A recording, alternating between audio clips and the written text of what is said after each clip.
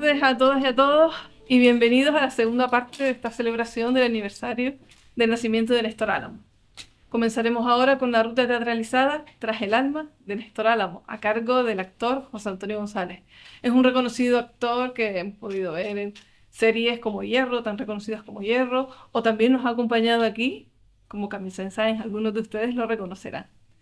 Sin más dilación, comenzamos con esta ruta teatralizada y espero que les guste. Muchas gracias. Antes que nada, me gustaría, si me permiten, hacer un pequeño preámbulo de cómo se llega a realizar este acto. El personaje es inmenso y el tiempo ha sido muy corto, pero evidentemente a mí me gusta, sobre todo con este tipo de personaje, no centrarme tanto en datos, sino intentar excavar en su alma. Y se lo voy a decir por qué. Mi nombre es José Antonio González, me presentaron, soy actor, y cada vez que a nosotros nos piden que interpretemos cualquier tipo de papel, el actor normalmente ya va a buscar artilugios, caracterización, para envolver algo que te facilite cuando te miras al espejo reconocerte para poder hacer las cosas. En este caso, mi cara y mi físico nada tiene que ver con la de don Néstor Álamo, nada. Entonces, el planteamiento era distinto. Y me hice una pregunta en el espejo. ¿Qué somos? ¿Cuerpo o alma? La respuesta fue inmediata. Somos alma. El cuerpo es este material compuesto de músculos, huesos y tal que la protege. Incluso es hasta un accidente físico. Si no existiera presión atmosférica, nuestro cuerpo estaría disperso en miles de moléculas en el espacio. Pero quedaría esa luz inmensa, maravillosa, mágica, que es el alma, que encierra nuestra pasión por vivir. Entonces no me quedaba otro remedio.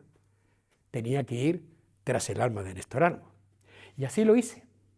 Estuve en la Casa de Colón, estuve en el Museo Canario, estuve en la calle Peregrina, donde él tenía un taller y una tiendita de antigüedades, número 9. Estuve en San Marcos, número 3. Estuve donde él más o menos desarrolló prácticamente su actividad. Y créanme o no, lo encontré. ¿Sí? Curioso, ¿verdad? Sí, lo encontré. ¿Y sabe dónde estaba? Estaba en el Museo Canario, encorvado con una lupa, observando cualquier documento que estaba yendo allí, y mientras tanto canturreaba y estaba escribiendo. Yo me imagino que hasta componiendo. Yo me acerqué y desde la distancia le dije: disculpe, ¿don Néstor Álamo? Me miró con aquellos ojos penetrantes y siguió su tarea. Se cayó. Digo, uff, esto va a estar... Yo creo que tiene... Porque él tenía dos caracteres. Tenía el plebeyo y el aristocrático. Y yo creo que estaba ahí, no sé, me sentí un poco en duda. Al cabo rato me vuelve otra vez y me dice: sí, dígame, ¿usted quién es? ¿Qué desea? Y le dije: mire, yo soy actor y me han pedido que interprete su personaje. Y claro, en su ciudad, en Guía, por el 117 cumpleaños. ¿Cómo dice usted? En Guía, sí. Volvió otra vez a su papel. Dijo, bueno, mantuvo el silencio. Al cabo rato, vuelve otra vez a mirarme y con aquel desparpajo que tenía, dice: ¿qué carajo? Me gusta, sí, me gusta la idea. Lo voy a acompañar, me dijo. Yo me entró un subidón de alegría tan grande que ni di las buenas tardes. Me giré, me marché y antes de llegar a la puerta dice: perdone, disculpe un momento. Dice, le dije: sí.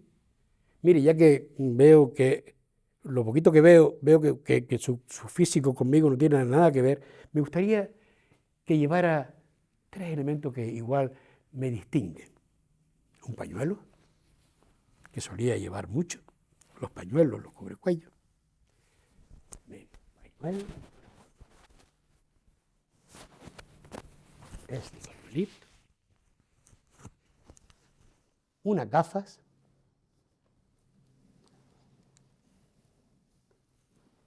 y un bastón.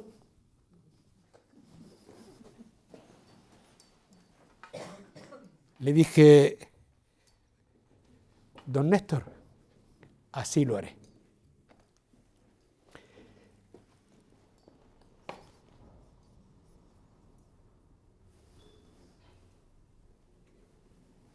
Buenas tardes a todos y a todas. Mi nombre es Néstor Álamo Hernández. Nací en esta casa allá por el año 1906. Un 27 de febrero, martes para ser más exacto. Fui el primero de 7 hermanos.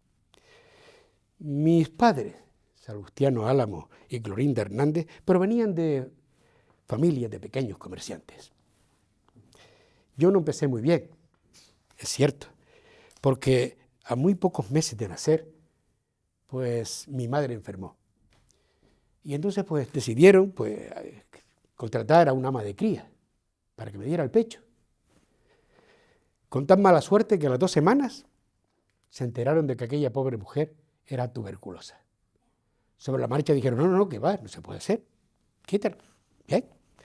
Pues entonces no se le ocurrió sino pues comprar una cabra. Y según me decían, porque yo no sabía de eso, la cabra no me podía dejar ver llorar. Yo lloraba y ella balaba. Y cuando la soltaban, iba hacia la cuna. O sea que realmente mi ama de cría fue una cabra. Mi padre era carpintero. Era un hombre honesto, duro, pero un poco bruto. Un día va y me dice, y conmigo vas a ser un desgraciado.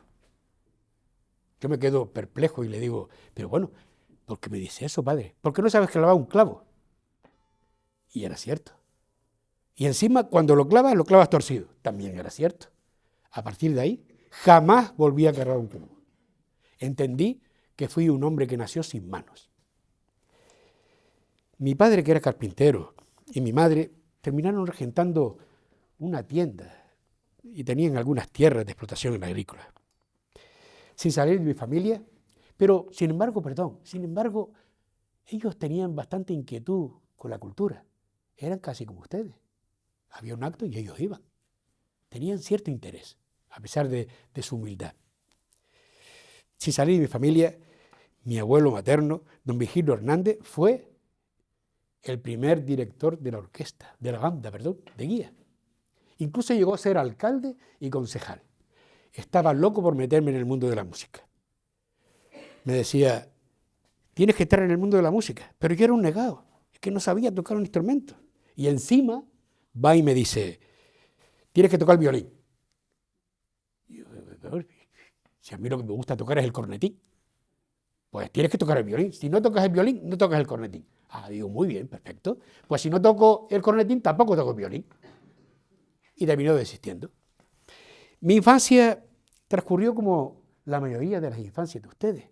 Correr, callejear, reír, llorar, soñar y sobre todo salir a la calle y sorprenderme con lo que la vida me daba. Aquel espíritu de curiosidad y sobre todo la lectura me convirtieron en un soñador. Yo recuerdo perderme muchas veces de esta casa e irme hasta el pico de la atalaya, arriba. Y me subía en la punta de arriba, me sentaba solo, porque yo creía que estando en aquel sitio estaba más cerca de Dios. Tampoco tuve yo nunca la sensación de que me enseñaran a leer. Yo leía. Leía todo lo que caía. Era un lector empedernido. Yo leía todo lo que entraba en casa. Desde una nota de pedido hasta los Reyes Católicos, me sabía todas las dinastías. Y esas monsergas, ¿verdad? Así transcurrió mi infancia. A la edad de 14 años, tuve que acompañar a mi tía política, Josefa Alemán. Iba a La Habana a casarse por poderes. Yo, siendo adolescente, pues no entendí eso de que era casarse por poderes. Yo me imagino, siendo adolescente, que casarse era a través del amor. Pero al final me di cuenta de que era más importante unir riquezas, que el amor ya llegaría.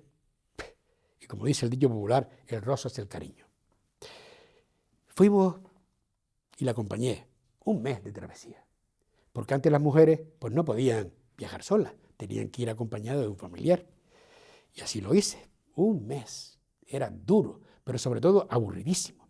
Menos mal que en ese mes pues tiene uno chance para hablar y conocer a otros viajeros. Y con eso parece la conversa y se hace la cosa como más suave.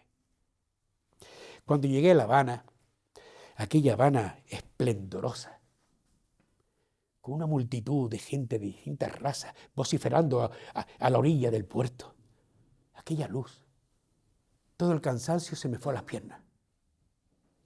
Estaba descubriendo la vida, ¿verdad?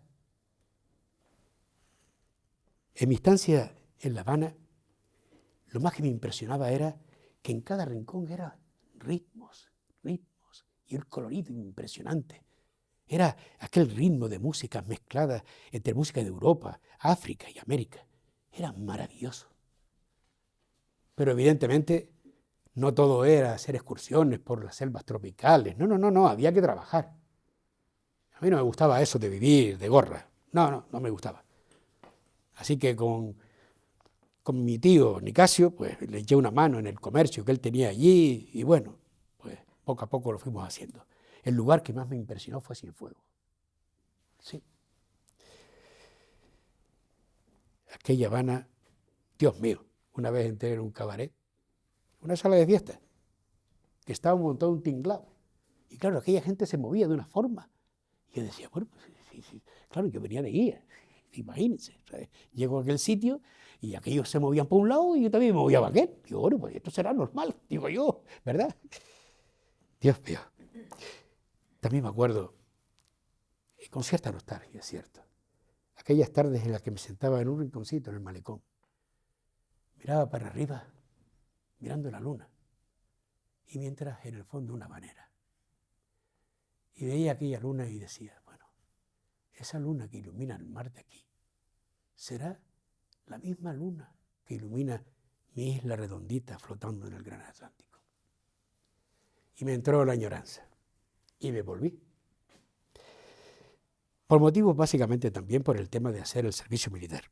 Cuando volví, mi intensidad cultural aquí en Guía fue frenética.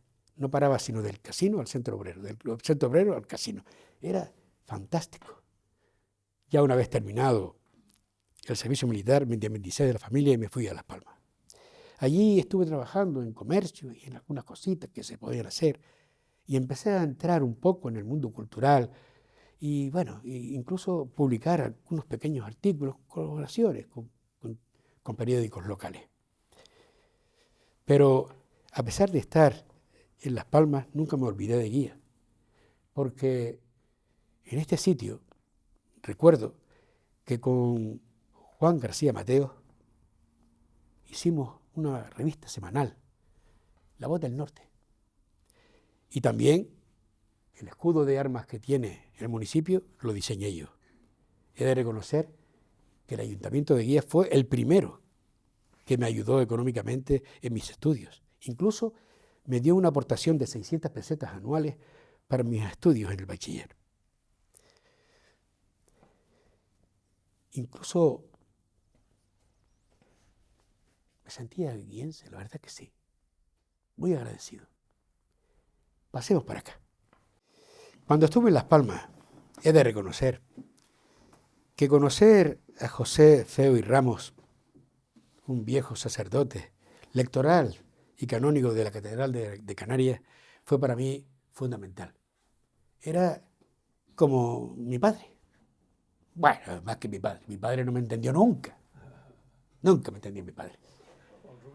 Sí, no sé si por Rick, yo qué sé. El tema está en que aquel señor me instó a que me metiera en el mundo de la intelectualidad. Me enseñó a amar las letras. Hizo incluso hasta un cursillo de archivista y paleógrafo y me incitó a conocer la historia de Canarias.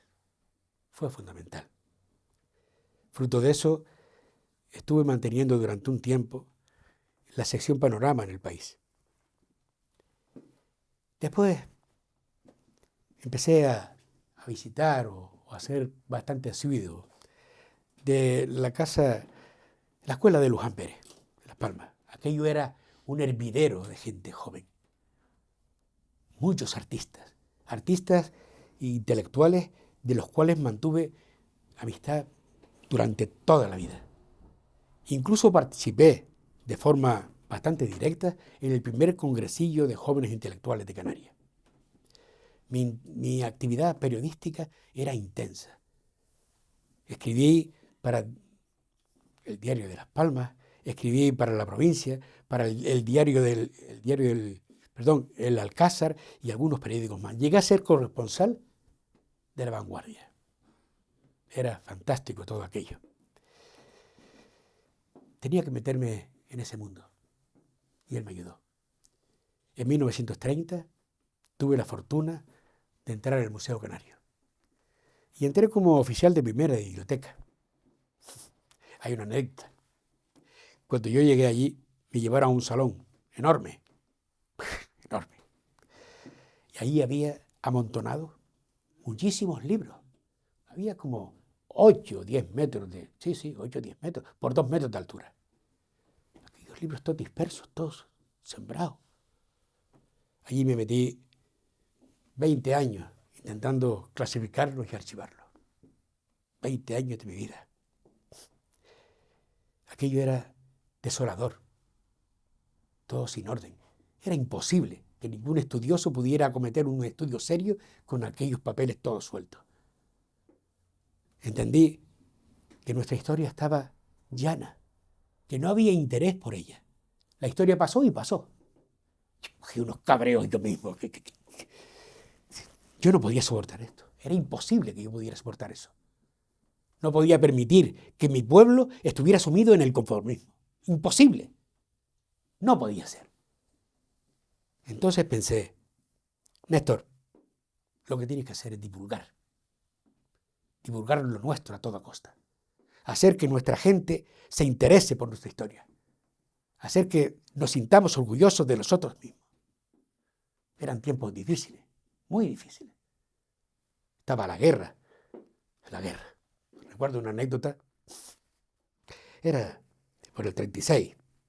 Llegó un señorito de alta alcurnia de nuestra sociedad, con 3 matones. Él me conocía perfectamente. Néstor, dígame usted, yo muy sereno. Venimos a quemar todos los papeles de la Inquisición. Digo, perfecto, yo no tengo ningún problema, acompáñeme. Y lo llevé al Salón de los Libros.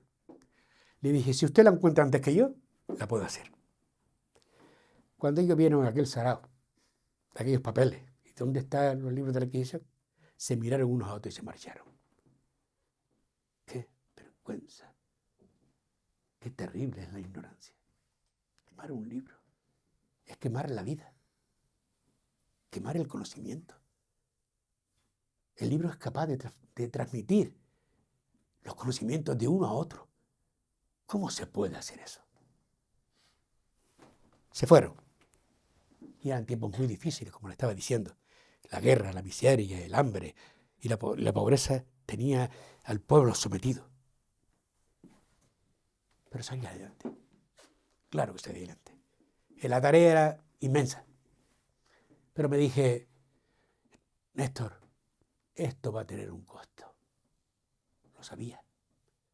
Y allí dejé mi vista, prácticamente. Sufrí 5 operaciones de retina que no aportaron nada. Una llaposa detrás de otra. Pero salí adelante. Trabajando allí en el Museo Canario, me apasioné por la historia. Fruto de ello, en 1960 se publica un libro, Papeles Nuevos de la Inquisición. Participé en la revista del Museo Canario, en la revista de la historia de Canarias, de la Universidad de La Laguna, y institutos. Y el Instituto de Estudios Canarios me publicó en 1959 Tenesoya, Vidina y demás tradiciones. Incluso el libro de El almirante de la mar Oceana en Gran Canaria es casi uno de mis libros de referencia. Sí, las letras, los libros, los legajos, qué importantes fueron las letras en mi vida. Para entrar en lo que es esta maravilla, les voy a comentar que en 1944, con motivo de unas fiestas que se iban a realizar por el centenario de la inauguración del gabinete literario, se estaba preparando la fiesta del Sarao. Y entonces Matías Vega Guerra, que era presidente en ese momento del gabinete literario, me dijo: Néstor, mira a ver si puedes ir por allí, preparas cualquier cosa. Ya sabes, organizas aquello. Bueno, eso lo hice, bien. Y ya por aquella época, yo estaba leyendo con gusto, con deleite, todo lo que don Agustín Millares había recuperado de la ermita de San Antonio Abad, aquel mármol, aquel busto de Colón que estaba en la plaza de San Francisco. Y aquello me fue rondando a la cabeza. Y pasaron un año y años y años, hasta que en 1945 tengo la suerte o la fortuna de ser secretario y asesor cultural de don Matías Vega, presidente del Cabildo. Yo dije, bueno, perfecto. Yo sabía que estando bien relacionado, y si encima estoy al lado de la persona que puede dar las órdenes para que se ejecuten, voy a conseguir cosas. Y así fue. Promulgué la creación del Archivo Histórico de Canarias. E insté también al tema de la construcción de la Biblioteca Insular de Las Palmas. Todo un éxito.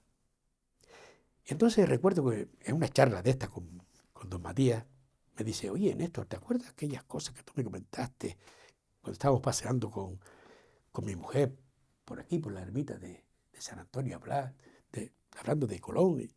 Yo creo que ya es hora de hacerlo. Y dije, bueno, bien. Para eso se cogió la antigua casa del gobernador, que yo creo que allí estuvo Colón en el primer viaje, en 1492, cuando fue a descubrir América. El cabildo lo que hizo fue hacerse con todas las casas colindantes hasta formar una esquina. Ya la teníamos. Bien, perfecto, ya tengo el proyecto. Y empiezan a llegar los envidiosos y los soquetes de turno a decir que nosotros fuimos los que le pusimos a la casa de Colón. Eso es mentira. Totalmente mentira. Esos eran los soquetes y los envidiosos que siempre estaban dorándole el oído al presidente del Cabildo para que minara mi confianza en él. Mentira. Quien le puso la casa de Colón fueron los albañiles y los funcionarios del Cabildo, que cuando quedaban para las reuniones me decían: ¿a dónde vas a trabajar? O sea, a la casa de Colón. ¿De dónde vienes de trabajar? De la casa de Colón. Y entonces me di cuenta que fue el pueblo el que dijo que aquello era la casa de Colón. Ningún estamento público, ningún intelectual, menos nosotros. Aquella reforma duró 10 años, de 1950 a 1960, ¿verdad? Y el primer equipo que acometió aquello fue don Secundino Suazo Ugalde, como arquitecto, y un equipo asesor, con Antonio Romeu de Armas, conmigo y con Santiago Santana. Y empezamos a trabajar. Don Antonio Romeu, muchas veces yo solía fantasear, y entonces yo decía, bueno, ya tenemos al personaje universal que va a ser posible que la gente gire su mirada hacia la ciudad. ¿Qué faltaba? La gente del pueblo. Pues bueno, vamos a coger esta casa y vamos a darle un aura de misterio y de leyenda. Se montó una horca, se empezó a hablar de pasadizos secretos que iban desde la casa de Colón hasta la catedral, y aquello animó a la gente popular a meterse allí. Yo sabía perfectamente que si era capaz de aumentar el imaginario de las personas y de incluso fantasear, la harían suya. Y si la hacen suya, se sentirían orgullosos. Así de claro. Don Antonio me miraba muchas veces con el tema de la horca y algunas cosas y daba de cabeza. Pues claro, él era un historiador. Yo, sí, sin sin perder la historia, pero bueno, me iba muchas veces por los cerros de Úbeda, es cierto. Pero él sabía perfectamente que aquella casa era necesaria para la ciudad. Y yo le dije, Antonio, tú establece los estatutos y tú pon los puntos para qué se hizo esta casa. El resto me lo dejas a mí. Él miraba y decía, bueno, sabiendo de la importancia que era que aquella casa se hiciera, me dejó hacer. Después llegamos a esta fachada. No me digan a mí que esta fachada no es icono de la ciudad. Me han dicho, oídos por ahí, que es la foto que más se ha hecho de Canarias. Aquí hay un problema terrible, porque las casas colindantes que se habían adquirido a través del Cabildo, todas estaban en distintos niveles. Aquí precisamente habían dos casas del siglo XVII, creo que eran del siglo XVII, y en el centro había un mastorrote hecho de hormigón, fabricado en 1932. Veo aquello y digo, bueno, aquí lo que hay que igualar y armonizar es la fachada. Perfecto. Se mandó a colocar este portón, que es de piedra verde de Tilma, lo pulió y lo hizo ahí Santiago Santana, que era un fenómeno, y este portón cogía 2 alturas. Bueno, se mandó a hacer una tercera, como esta. Para estas ventanas balcones se cogió unos que había muy parecidos en Telde. Y este balcón de aquí se cogió de una demolición que se hizo en la calle de la Pelota. Y visto esto me dije, bueno, Néstor, la fachada está más armoniosa. Y el conjunto en sí es mucho más armónico. Este estilo básicamente neocanario. Dan ganas de entrar, ¿verdad? Sí. Les aconsejo que vayan. Porque si van allí y ven aquellos cañones, aquel barco, aquellas cosas, verán mi espíritu. ¿Qué es? Mi imaginario lo verán allí. Y cuando entren en la cripta, alucinan, por así decirlo. Me siento muy orgulloso de esta obra que yo hice. Bueno, mi mundo y la música. Para ser sincero, yo jamás pensé en componer música. No pensé en hacerlo. Yo creo que lo hice porque me encorajiné, me enfadé muchísimo. Sería el año 1926, posiblemente el 27, ¿verdad? Venía una señora, la argentinita, Encarnación López, con su hermana Pilar, y venían recomendadas por Federico García Lorca a Néstor Martín Fernández de la Torre.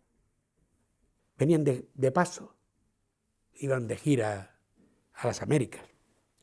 Y entonces recuerdo que aquella mujer la organizaron en un salón, creo que era el pabellón recreativo.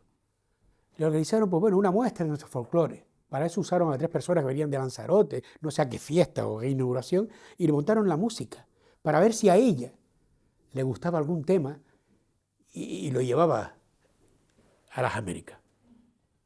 Cuando ella oyó aquello, ella no hacía sino rezongar. No era lo que yo esperaba.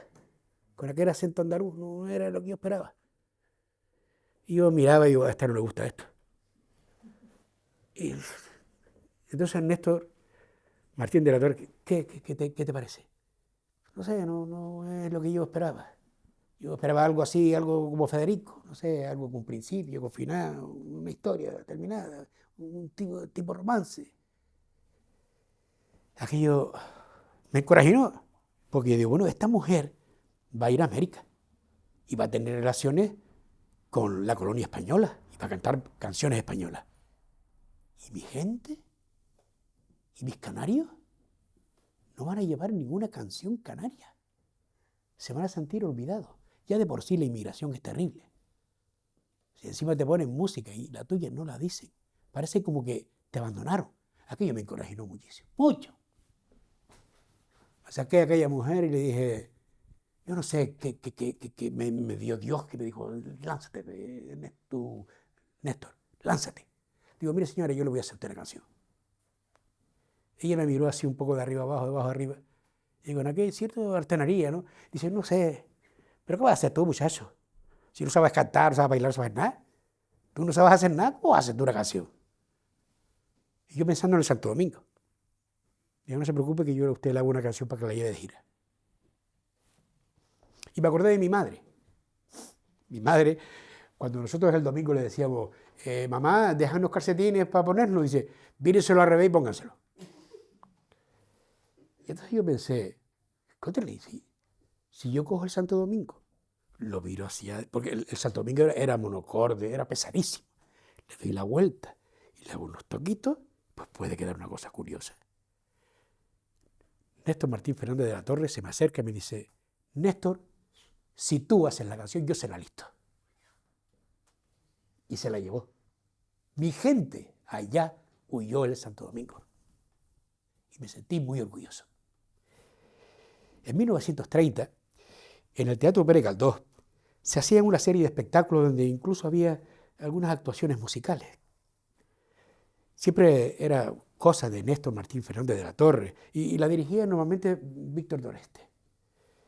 Entonces, claro, ponían canciones, pero aquello era muy cargado de costumbrismo y de tipismo. Incluso se cantaron algunas canciones mías, La Peregrina, se cantó también El Santo Domingo y alguna que otra, no recuerdo bien.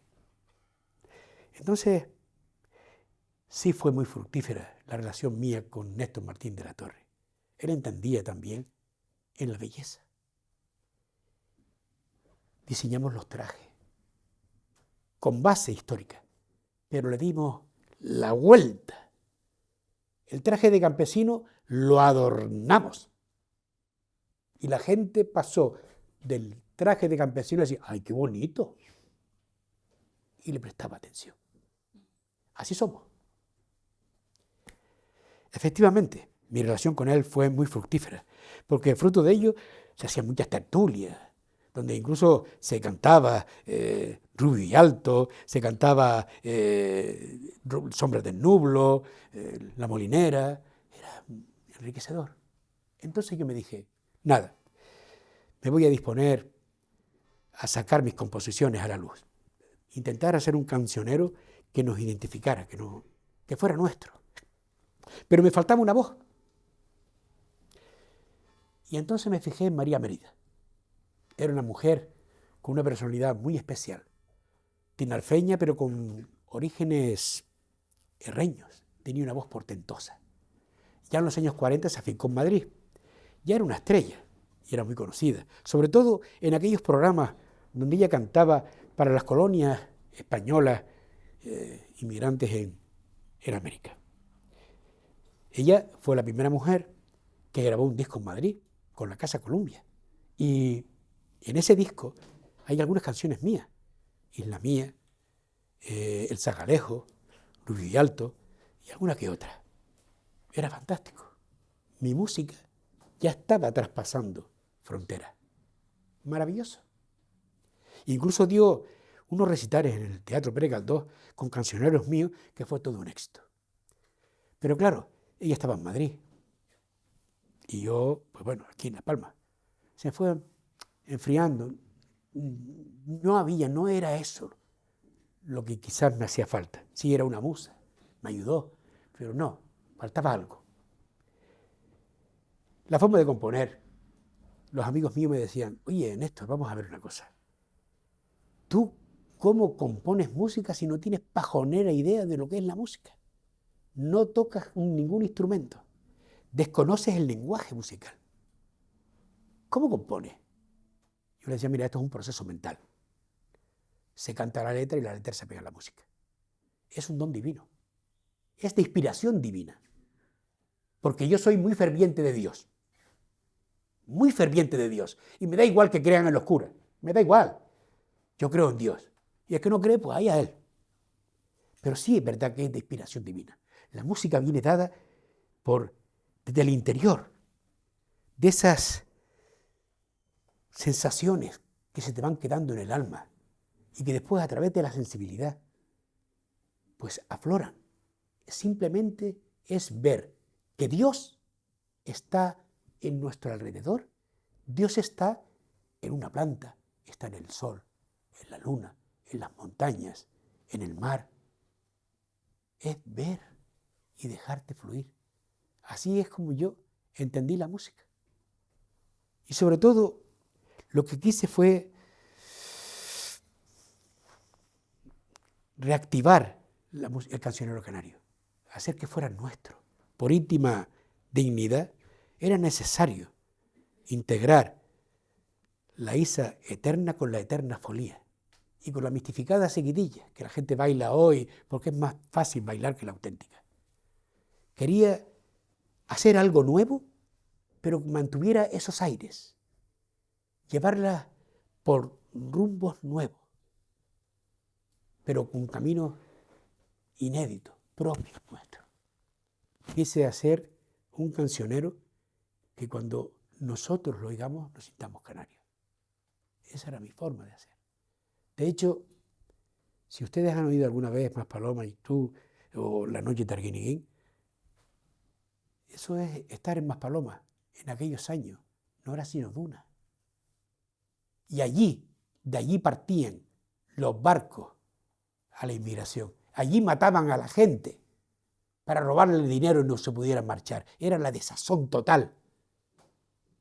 En Maspalomas le di un giro de amor para suavizar la historia. Pero en Arguineguín, las noches de Arguineguín eran las noches en las que salíamos a inmigrar fuera. Está cargada de dolor. Es cierto que la música me aumentó el imaginario. Y a través de la lectura, dominaba la lectura, desde pequeño leía. Así lo hice. Y así fue como compuse música. Después apareció, yo esa sala más pequeña, voy a seguir con la música aquí, ¿vale? ¿Les parece bien? Sí, porque ahí eso es verdad que es muy pequeño.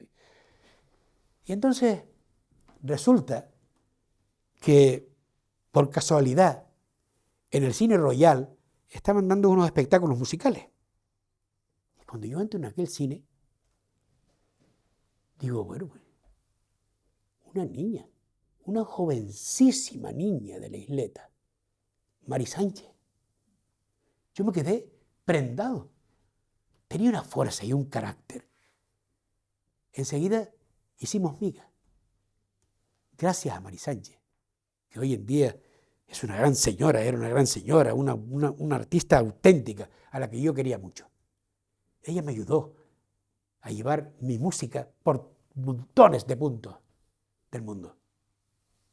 Esa era realmente mi musa, Mari Sánchez, con su marido Maso, el timplista, que era Mari Sánchez y Lupandama.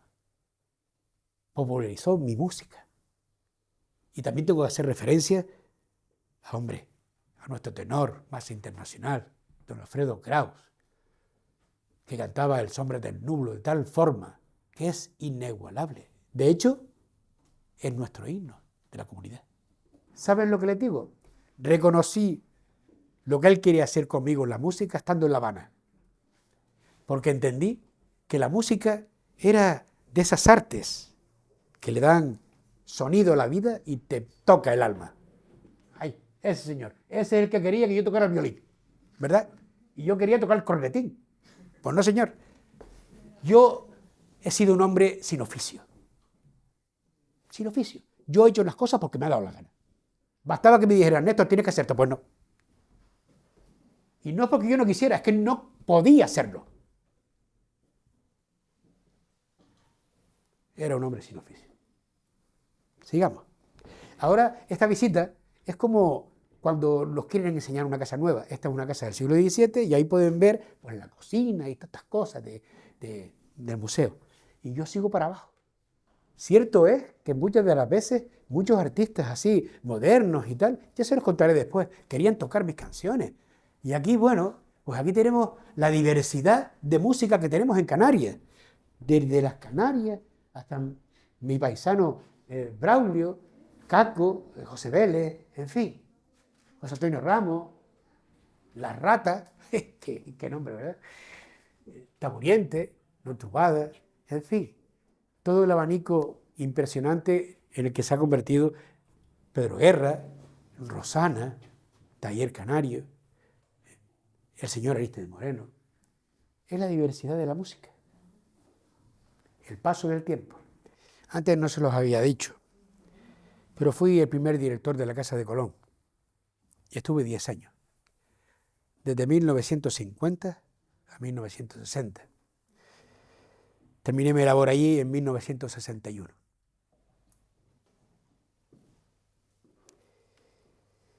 ¿Qué significó eso? Pues bueno, volver otra vez a la calle Peregrina número 9, a mi viejo taller, tienda de antigüedades. Mi compañero Nano tuvo que soportar las salidas de tono mías. He de reconocer que tenía un carácter un poco extraño, ¿verdad? Pero bueno, alguien dijo una vez que tire la piedra, el que no haya cometido un error.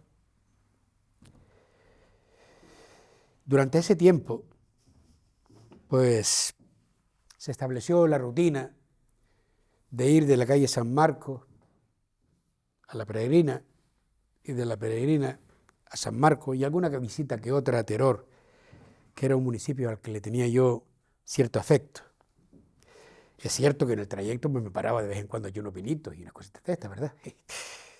Para no perder la costumbre. En aquella casa, pues sentado en aquel patio bajo la bugambilla, pues recibía visitas de muy buenos amigos míos, e incluso algún cantante que quería cantar alguna canción o hacer alguna adaptación. Y bueno, en esa rutina me vi. Y sobre todo, sentía que cuando paseaba, la gente me saludaba. Buenos días, don Néstor. Buenos días. Y me saludaban con cierto temor, que a veces iba embalado. Y si iba embalado, no me paraban ni decían don Néstor. Pero sentí el cariño del pueblo. Porque yo siempre creí en el pueblo. Pero en el pueblo, bien dirigido. Y llegó 1989. Empecé a sentir que mi fin no estaba muy lejos. Ya empecé con la rutina que tenemos todos los que tenemos una enfermedad, de casa al hospital, del hospital a la casa, de casa al hospital, del hospital a casa. Pero ya esas visitas al hospital eran con ingresos cada vez de más tiempo.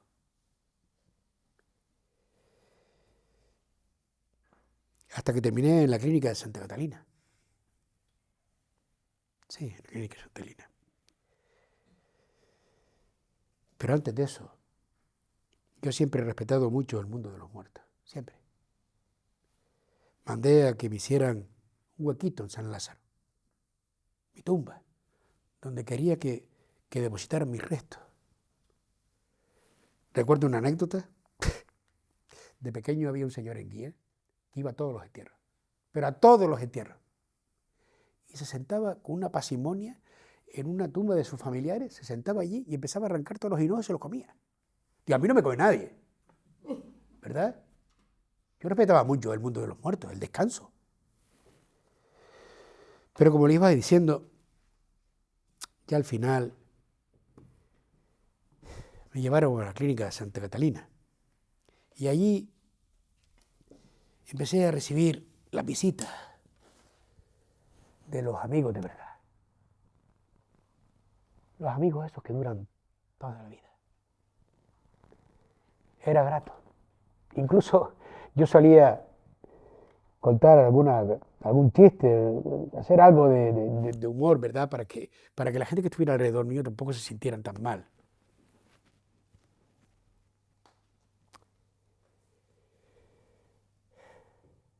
Pero un 24 de marzo de 1994 se acabó todo. Volví otra vez a formar parte del cosmos. De esa eternidad indefinida donde el tiempo no campa a sus anchas. Y de allí pude ver mi entierro. Un entierro en el que yo solicité cómo quería que fueran mis exequias.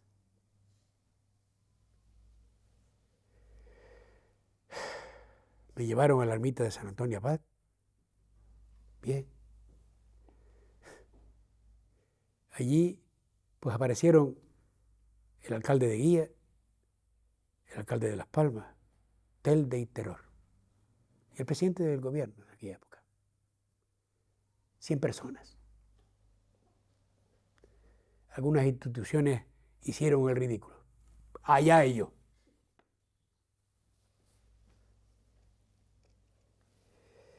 Yo pedí, como última voluntad, que mi féretro diera una vuelta alrededor de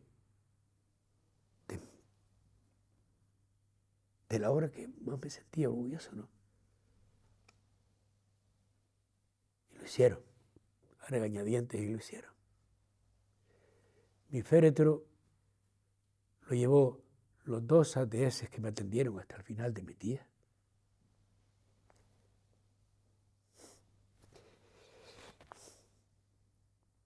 Luis Armando de Oreste y mi querido Nano.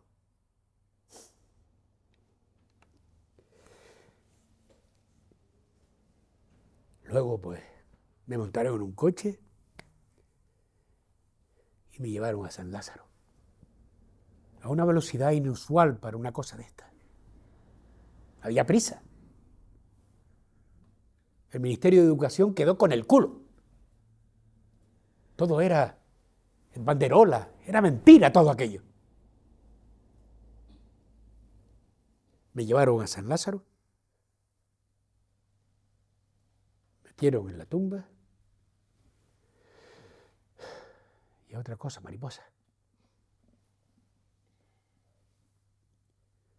Cronista de Gran Canaria, hijo predilecto de Las Palmas, hijo predilecto de Terror, Can de Plata, hijo predilecto de Gran Canaria, cronista oficial, una serie de homenajes, un montón de historias y recibimientos. ¿Para qué? ¿De qué sirve todo eso? Ya se encargarán de echar tierra sobre mí. Pero les voy a decir una cosa, a ustedes. Jamás trabajé con afán de adquirir fama ni reconocimiento. No.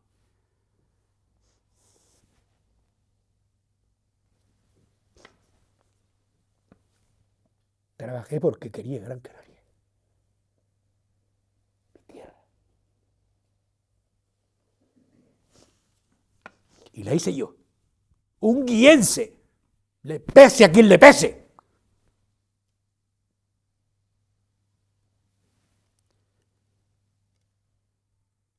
Si alguna vez se les ocurre ir al cementerio de San Lázaro y pasar por allí, verán que tengo un epitafio que en cierta medida resume lo que fui. Y en el epitafio dice lo siguiente: quienes me conocieron saben quién fui. Los otros, ¿para qué hacerlo? Ahora solo quiero descansar. Silencio.